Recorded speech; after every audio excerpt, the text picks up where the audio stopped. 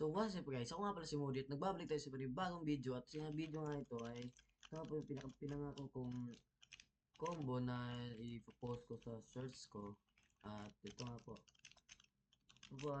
Ito nga po yung build, God Human, Portal, tsaka Spiky Trident. Actually guys, common lang tong combo na to, parang marami na ata nakakaalam nito. Paningin ko lang, ganito lang to siya guys.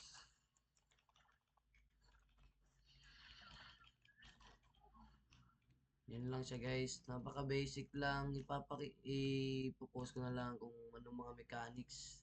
Kung ano yung mga pipindutin mo sa combo na yon.